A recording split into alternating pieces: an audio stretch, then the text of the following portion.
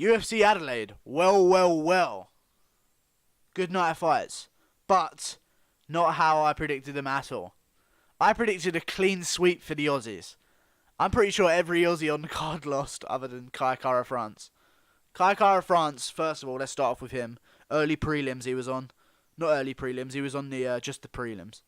And he looked phenomenal against Garcia. Garcia, the jiu-jitsu guy. Like, you can see he's high-level jiu-jitsu, and Kai Kara France is a kickboxer. And Garcia was Imanari rolling after every takedown. Every time they scrambled, he would grab a hold of a leg, put Kai Kara France in some danger. At one point, he had him in a triangle and an armbar. Kai Kara France does the right thing, scrambles out of it. He was just phenomenal. And his striking, of course. He got caught in the first round, that fight. But he just got back up, shook it off. But let's get into the main event. Kai Kara France is very good. I was hyped up for him. I'm surprised he wasn't on the main card. Now, let's get into the main event. The main card, sorry. Tony Martin versus Jake Matthews. I said Tony Martin was going to finish it later on in the fight.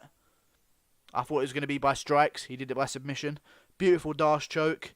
You saw it. He hooked the leg, sunk it in, rolled to his back. There's a video of Joe Rogan showing TJ Dillashaw how to do a dash choke and roll onto your back. And Tony Martin's obviously seen that, or his coach has shown him the same technique, because that's exactly what he did. Hooked the leg, rolled to his back, tightened up the dash choke, and put Jake Matthews unconscious. It was a good fight before then as well. I think Tony Martin got a bit too emotional, trying to showboat. He was like calling Jake Matthews on and got caught with a right hand, a left overhand. But he's just a bit more of a complete fighter than Jake Matthews. You know, that leg kick of his, brutal. Moving on. Another fight, black guy won. His brother died. I can't remember the name, but that was a good fight, and good for him because his brother died last week, apparently. So, you know, that's all good for him. And then on to the main events. Mark Hunt versus Justin Willis. First leg kick, Mark Hunt throws, he breaks it. Can't do anything for the rest of the fight. Justin Willis moves backwards and jabs his face off. That's it. Fight's over. That's the last fight of UFC's fight, Mark Hunt's fight career. And not a very big retirement on the mic either. Justin Willis literally didn't have an interview and gave Mark Hunt the floor for his retirement. And Mark Hunt just went, yeah, I'll see you guys somewhere else, maybe. Yeah. Alright, goodbye, guys. See ya. Thank you, guys. And then walks off. I thought there was going to be a retirement speech where he got his kids in there, but I guess not. I guess we'll just see him versus Mirko Cro Cop in Bellator not too soon. Anyway. Moving on to the co-main event, Tyson Pedro versus Shogun Rua. Tyson Pedro is the best fighter that underperforms. He just underperforms on the night. He gets to finish in OSP looking phenomenal, as he does. OSP, he gets too overexcited in a finish. OSP cashes him in a submission. That happens. Tyson Pedro fails. He goes away. He gets a good win. I can't remember who it was against that he got the win against. But he got a win before this one, for sure. And then, actually no, I don't. I think he lost to OSP last time. And now he's back, and he's fighting Shogun Rua, and he has Shogun in trouble in the first round. Real bad trouble. Then he gets excited and shoots a single leg on a Shogun Rua, who I thought we're going to see a similar finish to the Anthony Smith finish, because Shogun Rua was against the cage all over the place, waiting for one clean shot to land, and he was going to be out. And Tyson Pedro gets overexcited, starts throwing reckless, and then goes in on a single leg for some reason, and gets it reversed. Goes for a Kimura. Silly play from Tyson Pedro. And in the second round, karma goes around, you don't perform for the finish. Tyson Pedro rolls his ankle, breaks his ankle in the second round, and spends the whole round on his back, and then gets knocked out in the third.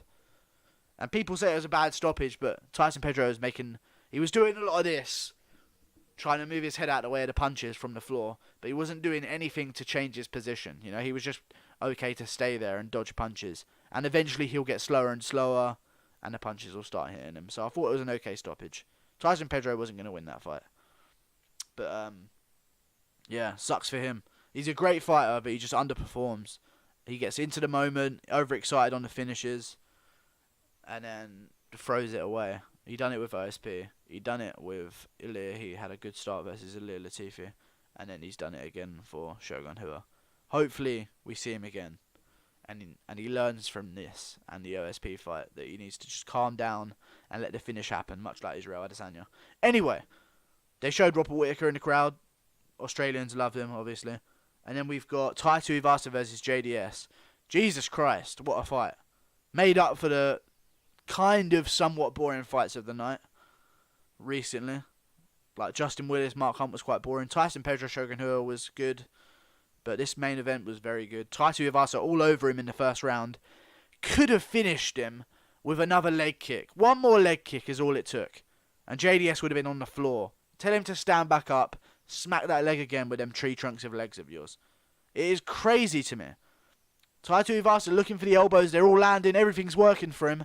And then he just gets reckless in the second round. Excited by the finish. Excited by the thought of the finish. Falls in love with his right hand. JDS catches him with a nice check hook that he landed a few times in the first round. So Tai Tuivasa should have known they were coming. And puts Tai Tuivasa on his bum. With a great combo. Left hand, a short left. Through Tai, who is up, out on his feet at one point. And then Tai's on the bottom. And I've never really seen something like this, yeah. But Tai's in... JDS is in full mount on Tai Tuivasa. And just pounding his face in. And Herb Dean's going, fight back, Tai. And Tai just starts going, trying to hip escape. He can't do it, so he just starts punching back at JDS, who's on top of him, smashing his face in. Just starts punching. And then Herb Dean stops it. Again, Tai wasn't out by any means, but he would have been eventually. Like, Jesus Christ. He was making no attempt to escape the position. You got to stop the fight. Either way, all the young bloods failed tonight, other than Justin Willis, who now seems to be fighting Tai Tuivasa because Tai Tuivasa called him out in the post-fight speech. That's an interesting fight. Good for Tai. A bit of a step down in competition recently, get his confidence back. I think he wins that fight quite handily. I think Tai is just a faster, better version of Mark Hunt with a bit less power. Yeah. Great night of fights, but all the young guns that you wanted to win didn't perform. So, I guess the veterans win today, other than Justin Willis. But yeah, Tony Martin, prospect. Pay attention to Tony Martin, guys. He used to be a jiu-jitsu guy. His stand-up is nasty now. Nasty. At welterweight. Very nasty. I think he's going to get a top 15 opponent next. Also, Kai Kara France at flyweight. Very good. I'm sure he's got power at flyweight, so I'm guessing he'll translate that to bantamweight and look good there. Maybe he reminds me a lot of TJ Dillashaw. So, hopefully things are looking good for Kai Kara France. See you later, guys. Thank you for tuning into the stream. This is a long fucking video. I don't know how long it is. Oh, it's not even that long. Never mind, it's 8 minutes. I don't know what I'm talking about. Like and subscribe. Thanks for watching the stream.